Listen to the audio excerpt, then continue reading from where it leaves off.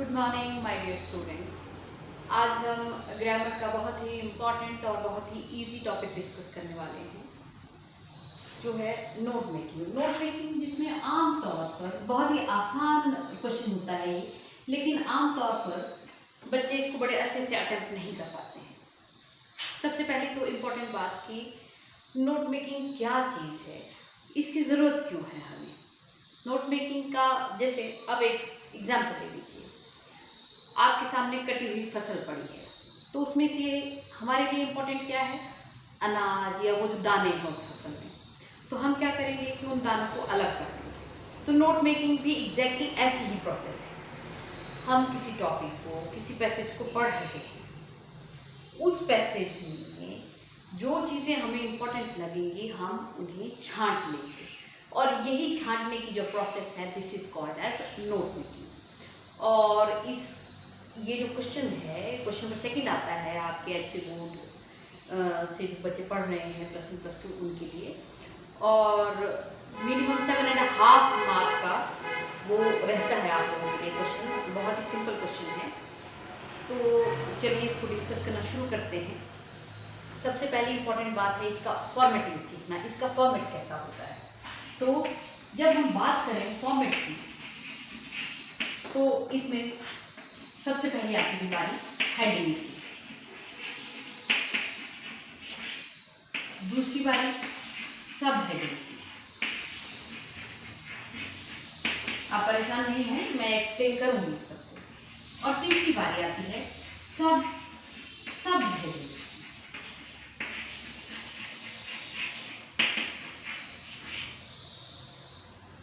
चौथी बारी आती है एब्रीविएशन।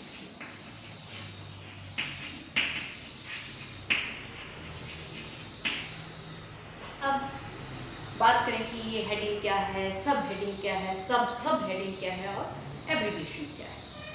तो हेडिंग मीन्स इम्पोर्टेंट बात, यानी कि जो भी पैसेज आपको दिया गया है उसमें से आपने इम्पोर्टेंट चीज़ें निकालनी है, और इम्पोर्टेंट चीज़ों में जो ज़्यादा इम्पोर्टेंट होगी वो हेडिंग आ जाएगी, जो उसी से रिलेटेड कम इम्पोर्टेंट चीज़ होगी वो सब हेडिंग आ जाएगी, और सब हेडिंग में के अंदर भी कुछ उससे रिलेटेड लेस इम्पोर्टेंट चीज़ निकल आएगी, तो वो उसका सब हेडिंग हो जाएगा।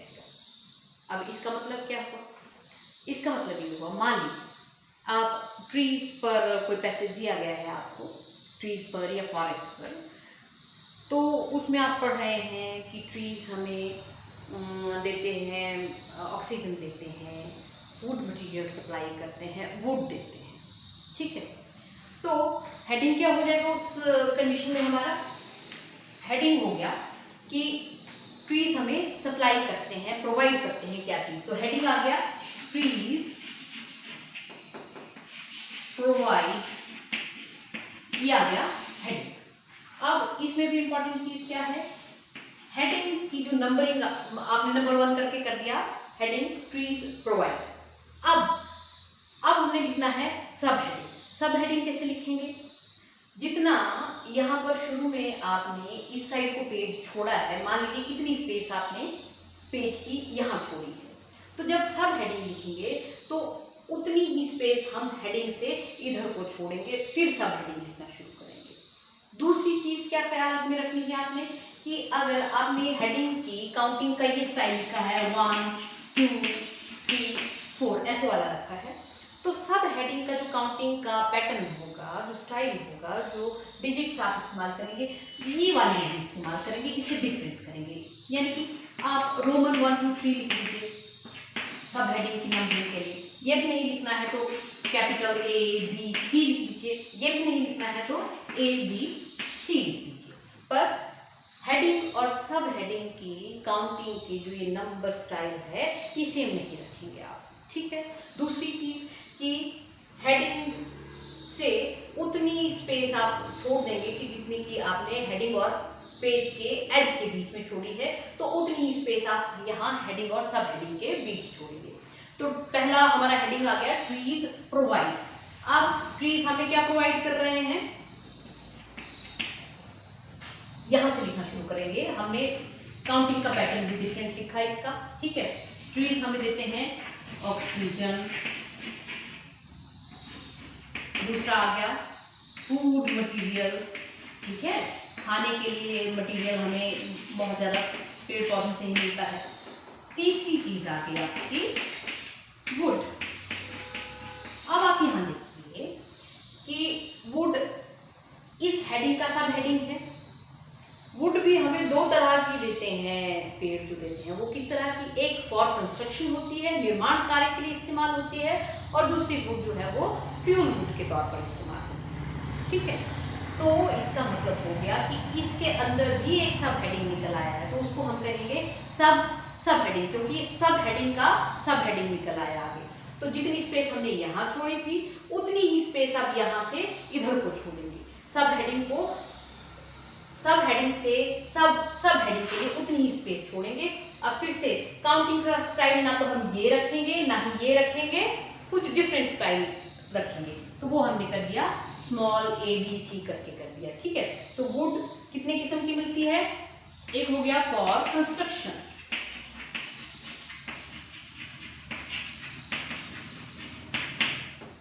दूसरा आ गया फ्यूल वुड,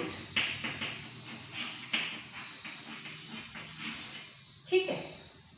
अब ये चीजें तो आप क्लियर हो गई कि ये हेडिंग आ गया, ये 3 सब हेडिंग्स आ गए और ये 2 सब हेडिंग्स आ गए, ठीक है। शुरू के 3 पॉइंट्स क्लियर हो गए। अब बात आई एब्रीविएशन की। एब्रीविएशन का क्या अर्थ हुआ, एब्रीविएशन का ये अर्थ हुआ कि मान लीजिए कोई वर्ड बहुत लंबा है, पैसेज के बीच में आया हुआ, आपने उसको शॉर्ट करके लिख देना है। जैसे एग्जाम्पल देती हूँ मैं आपको, गवर्नमेंट एक लंबी स्पेलिंग है, ठीक है। तो हम इस पूरी स्पेलिंग को हेडिंग और सब हेडिंग के बीच में नहीं लिखेंगे, हम क्या कर देंगे इसको GOVT, ठीक है, और डॉट लगा देंगे। दैट इज डॉट लगाया है हमने, ये एब्रिविएटेड है, ये शॉर्ट फॉर्म है, ठीक है। उसी तरह से कोई शब्द बीच में आया, कम्युनिकेशन, तो हम वहां इतना बड़ा शब्द ना लिखते हुए क्या लिख देंगे, CO डबल M किया और डॉट लगा दिया, वो हो गया एब्रिविएशन, ठीक है। अच्छा, जब हम हेडिंग और सब हेडिंग लिखने लगेंगे तो एक और चीज का हम विशेष ख्याल रखेंगे कि कभी भी हम सेंटेंसेस के फॉर्म में नहीं लिखेंगे हेडिंग और सब हेडिंग को, मतलब फ्रेजेस इस्तेमाल करेंगे। फ्रेजेस का मतलब होता है सेंटेंस का पार्ट, कंप्लीट सेंटेंस नहीं है। इसका भी इम्प्लाइड मतलब क्या हो गया कि इसमें आप प्रेपोजिशंस अवॉइड करेंगे, कम से कम प्रेपोजिशन लगाएंगे। कहीं तो जरूरी हो जाता है कनेक्टिंग वर्ड्स कम से कम लगाएंगे, जैसे एंड, ऑन, ऑफ, एट, ये सारी चीजें आप मिनिमम इस्तेमाल करेंगे। लेकिन फिर भी अगर करनी पड़ती है, कहीं बहुत ही कंपल्शन है, तो वो बात अलग है, ठीक है। अच्छा, ये तो सिंपल फॉर्मेटिंग की बात हुई, हमने अभी तक ये डिस्कस किया कि फॉर्मेट कैसे करेंगे इसको। अब दूसरी बात आ गई कि हम नोट मेकिंग की प्रोसेस को करेंगे कैसे। बड़े सारे लोगों को मैंने कहते हुए सुना है, या हम लोगों ने भी जब पढ़ा था तो हमें भी यही बताया गया था कि पैसेज को एक दफ़ा पढ़िए, दूसरी दफ़ा पढ़िए, तीसरी दफ़ा पढ़िए, फिर उसके बाद आपको समझ आएगा और फिर आप उसकी नोट मेकिंग करिए। पर पर्सनल एक्सपीरियंस के आधार पर मेरा ये मानना है कि कंप्लीट पैसेज को आप एक साथ नहीं पढ़िए। पैसेज का सबसे पहला पैराग्राफ पढ़िए, ठीक है, एक बार वो पैराग्राफ पढ़ लिया, दूसरी बार जब आप पढ़ने लगेंगे उसको तो लेड पेंसिल से उसको अंडरलाइन कीजिए, इंपॉर्टेंट चीज़ों को, या ऐसी इंपॉर्टेंट चीज़ों को जिनमें से आपको पता लगता है, महसूस होता है कि हेडिंग और सब हेडिंग निकल आएंगे। सिंपल। उसी तरह से पहले पैराग्राफ के हेडिंग सब हेडिंग निकाल लीजिए, फिर दूसरा पैराग्राफ पकड़िए, उसको पढ़िए, फिर उसकी इंपॉर्टेंट चीज़ों को अंडरलाइन कीजिए और उसके हेडिंग सब हेडिंग निकाल लीजिए। कभी भी ये नहीं करिए कि आप पूरा पैसेज पढ़िए और उसके बाद फिर हेडिंग सब हेडिंग निकालना शुरू करिए। आप उस पैसेज के अंदर जितने छोटे पैराग्राफ्स हैं उनको पढ़ते जाइए, उनकी नोट मेकिंग करते जाइए और आगे चलते जाइए। फिर इसमें एक और क्वेश्चन पूछा जाता है कि provide the title of the passage. Title of the passage के लिए भी बहुत सारे लोगों का कहना होता है कि पूरा पैसेज पढ़िए, पैसेज को पढ़ने के बाद जो आपको लगता है वो आपका हेडिंग या सब हेडिंग होगा, सॉरी टाइटल होगा। यहाँ पर भी मैं थोड़ा डिफर करती हूँ। आप जैसे ही उस पैसेज को पढ़ना शुरू करते हैं, आपको पैसेज की पहली या दूसरी लाइन में ही टाइटल ऑफ द पैसेज मिल जाएगा। अगर पेड़ों के ऊपर आपका पूरा पैसेज है तो इंट्रोडक्टरी लाइन जो है वही ट्रीज वाली होगी वहाँ पर, और वहीं से आपको मोस्टली अपना टाइटल मिल जाता है। अब उसके आगे वाला क्वेश्चन आता है कि समरी ऑफ द पैराग्राफ लिखिए, आप समरी ऑफ द पैसेज लिखिए। समरी मीन्स कंक्लूजन, निष्कर्ष मतलब जो इम्पोर्टेंट चीजें हैं। तो इसमें बड़ा ज्यादा काम आपको बच नहीं गया, क्यों? क्योंकि आपने हेडिंग और सब हेडिंग तो ऑलरेडी निकाल रखे हैं, नोट्स ऑलरेडी बना रखे हैं आपने, वहाँ आपने कंप्लीट सेंटेंसेस इस्तेमाल नहीं किए, छोटे छोटे फ्रेजेस इस्तेमाल किए हैं। जब आप समरी बनाने लगेंगे तो उन हेडिंग्स और सब हेडिंग्स को कंप्लीट सेंटेंस बना करके लिखते जाइए। जैसे मान लीजिए हमने पहला ही वो हेडिंग और सब हेडिंग किया था कि trees provide oxygen, food material, would, ठीक है। तो इसको जब आपने समरी में करने लगना है तो इस पे एक सेंटेंस बना दीजिए। क्या हो जाएगा? Trees provide us oxygen, comma, food material and would, और अगली की लाइन हो जाएगी कि they provide us would for construction and fuel, ठीक है। दैट मीन्स यहीं से आपको फिर पैराग्राफ के अंदर कुछ भी ढूंढने टटोलने की जरूरत नहीं है, आपको आपके नोट्स से ही आपने ये जो हेडिंग और सब हेडिंग निकाले हैं इसी से पूरे के पूरी समरी मिल जाएगी। उनको आप सेंटेंसेस के फॉर्म में लिख दीजिए और वो समरी हो जाएगी। समरी का अर्थ हुआ मोस्टली ये 60 वर्ड से ज़्यादा नहीं होनी चाहिए आपकी समरी, बहुत लंबा नहीं होना चाहिए। समरी का मतलब ये है कि प्रिसाइज चीज़ लिखें आप।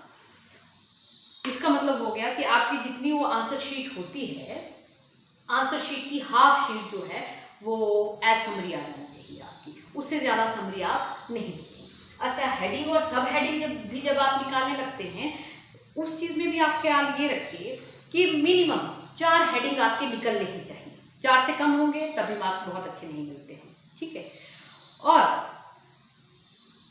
6 से ज़्यादा आपने नहीं करने हैं, बहुत लंबा भी नहीं करना है। नोट मेकिंग का अर्थ ही ये है कि आपने बड़े से पैसेज को शॉर्ट करके लिखना है। तो शॉर्ट करके अगर आप 10 हेडिंग और सब हेडिंग निकाल लेते हैं तो वो सारा का सारा पर्पस जो है वो डिफीट हो गया है, वो सारा का सारा फेल हो गया हमारा, जो हम ट्राई कर रहे थे कि नहीं हमने नोट मेकिंग करनी है, वो नोट मेकिंग तो बची ही नहीं। हाँ, इस बीच में आपको ये चीज़ कहना स्किप कर दी कि जब आप नोट्स बना लेंगे आपके, वो नोट्स बन जाएंगे। मान लीजिए आपने यहाँ एक हेडिंग, दूसरा हेडिंग, तीसरा हेडिंग, 4 हेडिंग, 5 हेडिंग, 6 हेडिंग इस तरह से बना दिए हैं। तो जो एब्रीविएशंस आपने इस पैसेज के अंदर इस्तेमाल की होगी उनको क्या करेंगे आप कि जैसे ही आप ये नोट्स फिनिश करेंगे उसके बाद इधर दाईं साइड को एक बॉक्स बनाएंगे, ठीक है। ऐसे बॉक्स बना दिया और वहां ऊपर लिखेंगे एब्रीविएशन यूज्ड, कौन कौन सी एब्रीविएशन यहाँ आपने यूज की है, ठीक है। तो अभी हम एग्जाम्पल के लिए सिर्फ ये गवर्नमेंट और कम्युनिकेशन वाला किया, तो हम क्या करेंगे यहाँ गवर्नमेंट लिख देंगे पूरा। गवर्नमेंट के लिए हमने क्या एब्रीविएशन इस्तेमाल की है? GOVT, ठीक है। दूसरा लिख देंगे कम्युनिकेशन, उसके लिए हमने COMM डॉट, ठीक है। तो इस तरह से आपने नोट्स के बाद इस तरह से आपने बॉक्स बनाना है, उसके अंदर लिखना है एब्रीविएशंस यूज्ड। और दूसरी बात, जब पूछा गया होगा कि टाइटल लिखिए, तो जिस तरह से मैंने आपको एग्जाम्पल दिया है कि इस पैसेज का टाइटल जो है वो मोस्ट प्रोबेबली द ट्रीज आएगा, जो मैं इस तरह से एग्जाम्पल के लिए आपके साथ डिस्कस किया है। तो टाइटल लिखने का तरीका भी आप अपना बेहतर रखेंगे। कैसे लिखेंगे? जैसे टाइटल द ट्रीज, इसमें क्या करेंगे आप कि मान लीजिए टाइटल में भी आप इस चीज़ का ख्याल रखेंगे कि 3 से ज़्यादा वर्ड्स वाला टाइटल नहीं होना चाहिए आपका, 3 से ज़्यादा शब्द नहीं होने चाहिए आपके टाइटल में। और जो भी शब्द आपने इस्तेमाल किए हैं उनका फर्स्ट लेटर जो है वो हमेशा कैपिटल रहना चाहिए। आई थिंक इस डिस्कशन से आप लोगों को इतना तो क्लियर हो गया है कि हम नोट मेकिंग किस तरह से करेंगे। ज़्यादा क्लैरिटी आपको इस चीज़ की हो, इसके लिए हम एक पैसेज भी डिस्कस कर लेते हैं ताकि कोई डाउट ना रह जाए। फिर भी अगर कोई डाउट रह जाए तो आप कमेंट सेक्शन में या फिर व्हाट्सएप ग्रुप में मुझसे बात कर सकते हैं। स्टूडेंट्स, फर्स्ट एक्सरसाइज के लिए मैंने बहुत ही सिंपल सा एक पैराग्राफ आपके लिए चूज़ किया है ताकि आपको इसको अंडरस्टैंड करने में और नोट मेकिंग करने में ज़्यादा दिक्कत नहीं आए। तो चलिए शुरू करते हैं। Few animals are as useful or as unpopular as the goat. मेरे को ये पहली ही लाइन इंपॉर्टेंट लगी है, इसलिए मैंने इसे अंडरलाइन कर दिया है। और दूसरी बात, मैंने जैसे आपको कहा था कि किसी भी पैसेज के टाइटल को ढूंढने के लिए आपको पूरा पैसेज पढ़ने की अमूमन ज़रूरत नहीं पड़ती है। तो मुझे लगता है कि इस पहली लाइन में ही हमें टाइटल मिल गया है इस पैराग्राफ का, और वो शायद द गोट है। गोट के बारे में ही ये पूरे का पूरा पैराग्राफ है। From ancient times it has supplied people with milk and meat. तो पहली चीज़ क्या, दूसरी चीज़ हमें क्या पता चल गई है कि मिल्क और मीट भी हमें इसी से मिलता है। Its skin has been made into leather, फिर लेदर हमें इससे मिलता है। And the wool of some breeds, यानी कि दूसरा हेडिंग और सब हेडिंग हमें क्या मिल जाएगा, वो सारी चीज़ें जो हमें गोट से मिलती हैं, तो उसके सब हेडिंग बन जाएंगे मिल्क, मीट, लेदर और wool. Then goats are hardy creatures. फिर क्या है कि गोट जो है वो बड़े सख्त जान जीव होते हैं। And can live on green remains of a thorny Bush और अ पुअर ग्रासलैंड, मतलब ये झाड़ियों पे भी जीवित रह सकते हैं। ग्रासलैंड मतलब घास भी बहुत अच्छी नहीं हो तब भी जीवित रह सकती हैं। नेवरदलेस, फिर भी however they have always had a bad reputation. और दूसरी बात क्या है, इनका रेपुटेशन कैसा है, बहुत बुरा है। क्यों बुरा है? Perhaps this is because the billy goats often have bad temper। तो मुझे ये भी चीज़ इंपॉर्टेंट लग रही है कि ये बैडली रिप्यूटेड हैं, और किस किस कारण है, इनका टेम्पर बैड है। स्ट्रॉन्ग अनप्लेजेंट स्मेल, बहुत ही तीखी अनप्लेजेंट स्मेल होती है। Goats also do serious damage to young trees and other plants, और इसके साथ साथ ये यंग ट्रीज और प्लांट्स को भी बहुत सीरियस डैमेज करते हैं। And can quickly reduce lush grazing land to barren wastelands, मतलब हरी भरी ज़मीन को भी ये लोग बिल्कुल बंजर कर सकते हैं, वेस्टलैंड बना सकते हैं। तो इनके इल रिप्यूटेड होने के 3 कारण हमें मिल गए। एक तो बैड टेम्पर हो गया, अनप्लेजेंट स्मेल हो गई, और तीसरा मिल गया कि ये सीरियस डैमेज करते हैं ट्रीज़ और प्लांट्स को। तो अब इन्हीं 3 चीज़ों को हम हेडिंग और सब हेडिंग के रूप में लिख लेंगे। अब यहाँ देखिए, पहली लाइन का मैंने कर दिया goat both useful and unpop means unpopular, यहाँ एब्रीविएशन यूज़ कर दी है मैंने। यहाँ पे भी आप देखेंगे कि कोई हेल्पिंग वर्ब का इस्तेमाल मैंने नहीं किया है, पहली लाइन का बनाया है ये हेडिंग। अब दूसरी चीज़, इट प्रोवाइड्स, गोट से हमें क्या क्या मिलता है, ये हेडिंग हो गया। सब हेडिंग आ गए इसके, मिल्क, मीट, लेदर, वूल। यहाँ पर आप स्पेशली ध्यान दो कि यहाँ मार्जिन से मैंने जितनी दूरी पर हेडिंग शुरू किए हैं, अब हेडिंग जहाँ से शुरू किए हैं उतनी ही दूरी हम इधर को सब हेडिंग के लिए छोड़ेंगे। मतलब इस इंडेंटिंग का हम ख्याल रखेंगे कि शुरू में अगर हमने हेडिंग के लिए इतना छोड़ा है तो हेडिंग से सब हेडिंग के लिए भी इतनी ही स्पेस छोड़ेंगे। हेडिंग्स सारे के सारे एक सीध में आएंगे और सब हेडिंग्स नीचे तक एक सीध में आएंगे, ताकि देखते ही हमें ये क्लियर हो कि कौन सी चीज़ें हेडिंग है और कौन सी सब हेडिंग है। अब तीसरी क्या किया था हमने, reasons for bad repute. Repute को भी हमने एब्रीविएट कर दिया रेपुटेशन को, तो रेपुटेशन की हमने एब्रीविएशन यूज़ कर दी है, REPUT कर दिया उसको और डॉट लगा दिया। देन किस लिए इल रिप्यूटेड है, ये बैड टेम्पर्ड है, अनप्लेजेंट स्मेल है और damage young trees and plants. यहाँ तक हम पढ़ चुके। अब हम दूसरा पैराग्राफ पढ़ेंगे, वहाँ से जो हेडिंग सब हेडिंग निकलते हैं वो देखते हैं। दूसरे पैराग्राफ में, for its size the goat provides man with more useful things than almost any other animal, yet it often does not receive food and care given to other animals. The goat will try to eat anything। यहाँ पर क्या है कि गोट जो है, अब गोट की positive बातें गिनाई गई हैं, कुछ भी खा लेती है। And will put up with the most uncomfortable surroundings, और जितना मर्जी भी आसपास अनकम्फर्टेबल हो, बेआरामी वाला सराउंडिंग हो, वो पुट अप कर लेती हैं, वो रह लेती हैं।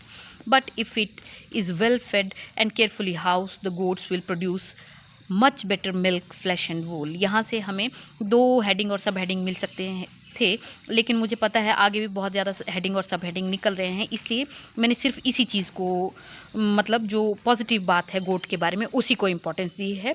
तो गोट की क्या क्या क्वालिटीज़ हैं वो हमने यहाँ लिख देना है कि ये कुछ भी खा लेती हैं और उसके साथ किसी भी अनकम्फर्टेबल सराउंडिंग में रह लेती हैं। अब थर्ड पैराग्राफ भी पढ़ लेते हैं, उसके बाद फिर इसके हेडिंग और सब हेडिंग देखेंगे सेकंड वाले के भी। The goat is very closely related to sheep, बहुत ज़्यादा रिलेटेड है ये शीप से। In fact it looks very much like a sheep except for 3 things, मतलब ऐसे बहुत ज़्यादा ये भेड़ के जैसी ही दिखती है बकरी, लेकिन 3 डिफरेंसेस हैं। तो मुझे लगता है वो 3 डिफरेंसेस से हमें क्या मिल जाएंगे, हमारे हेडिंग और सब हेडिंग मिल गया। इट हैज़ शॉर्टर टेल, ठीक है, which turns up inside of hanging down. Goat both male and female have beards and backward slanting horns. और क्या है, इनकी बियर्ड होती है, दाढ़ी होती है, और पीछे की तरफ को खिंचे हुए हॉर्न्स होते हैं, सींग होते हैं। Whereas male sheep, ram जिसको हम बोलते हैं, मेढ़ा जिसको हम बोलते हैं, हैव कर्ली हॉर्न्स। उसके कैसे हॉर्न्स होते हैं, कर्ली होते हैं। तो यहाँ से हमें डिफरेंसेस पता चल गए हैं कि क्या क्या डिफरेंसेस हैं। छोटी टेल होती है इसकी, इसके साथ साथ इसकी बियर्ड होती है, स्लांटिंग हॉर्न्स होते हैं, और तीसरी चीज़ क्या है कि goats have a hairy coat, बालों वाला कोट होता है, जबकि भेड़ का कैसा होता है, ऊन वाला कोट होता है। द गोट्स कैन, अब गोट की पॉजिटिविटी क्या है, ईट एनीथिंग, कुछ भी खा सकते हैं, सब हेडिंग है ना। दूसरा, put up in tough surroundings, मुश्किल सराउंडिंग्स में भी रह सकती हैं। फिर उससे अगला फोर्थ जो पैरा था, उससे जो हमें मिला है डिफरेंस बिटवीन, अब डिफरेंस का भी मैंने एब्रीविएट कर दिया है, DIFF कर दिया है। यहाँ पे थोड़ी ब्लरिंग हो गई है इसलिए मैं बोल रही हूँ BTW कर दिया है बिटवीन को। Difference between goat and sheep, क्या क्या फ़र्क हैं गोट और शीप के। तो गोट का क्या है, शॉर्टर टेल होती है, हैव बियर्ड, दाढ़ी होती है, स्लांटिंग हॉर्न्स होते हैं, ढलानदार हॉर्न्स होते हैं, सींग होते हैं, और चौथी चीज़ है उसका कोट कैसा होता है, हेयरी कोट होता है। अब हम अगला पैराग्राफ पढ़ लेते हैं। वो क्या है, goats can be divided into 3 groups. तो यहाँ से पहले ही लाइन से हमें मिल गया कि गोट की 3 काइंड्स हैं, यानी कि हेडिंग मिल गया कि काइंड्स ऑफ गोट क्या है। ठीक है, पहली आ गई स्विस गोट, दूसरी आ गई ईस्टर्न गोट, और तीसरी आ गई वूल गोट। तो वो सब हेडिंग आ गए, स्विस गोट, ईस्टर्न गोट और वूल गोट्स। अब इस पैराग्राफ में आप देखेंगे कि सब हेडिंग तो हमें मिले ही हैं, सब हेडिंग के भी सब हेडिंग हमें आगे मिल गए हैं। ठीक है, तो यहाँ देखिएगा, the Swiss goats which are found all over Europe and have upright pointed ears produce a fine quality of milk. ठीक है, स्विस गोट के सब हेडिंग मिल गए हमें कि कैसी कैसी क्वालिटी होती है, इनके अपराइट और पॉइंटेड ईयर होते हैं, और साथ ही बहुत अच्छी क्वालिटी का दूध देती हैं ये। ठीक है, फिर ये सारा चीज़ पढ़ करके मैं ईस्टर्न गोट पर जा पहुंची हूँ। ईस्टर्न गोट की क्या खासियत होती है, यहाँ से भी हमें ईस्टर्न गोट का सब हेडिंग मिल जाएगा, है ना। Which have long drooping year, कैसे लंबे और नीचे को झुके हुए कान होते हैं, and are raised both for milk and flesh. यहाँ पर भी हमें 3 चीज़ें मिल गई, लॉन्ग ड्रूपिंग ईयर्स मिल गए, और इसके साथ साथ इसलिए भी कि मिल्क और फ्लैश दोनों ही ये अच्छे प्रोड्यूस करती हैं, तो उसके लिए भी इसको रखा जाता है। अब तीसरी किस्म थी कौन सी, हेयरी गोट जो थी। ठीक है, हेयर के लिए वूल गोट्स जो हैं, वूल गोट्स कौन कौन सी हैं इसकी, अंगोरा और कैशमीर हैं ये। इसको हम यहाँ पर हेडिंग और सब हेडिंग में इस्तेमाल नहीं कर पाएंगे, क्योंकि हम यहाँ पर सिर्फ क्वालिटीज़ बता रहे हैं, काइंड्स नहीं बता रहे हैं। इसका इस्तेमाल हम समरी बनाने में कर लेंगे। ठीक है, तो अब इसमें हम देखेंगे कि ये जो वूल गोट्स हैं ये क्या करते हैं, ये हमें सिर्फ वूल प्रोवाइड करते हैं। ये बड़ी सिंपल सी बात है जिस चीज़ की हमें समझ है ही है। अब यहाँ देखिए, द काइंड्स ऑफ गोट।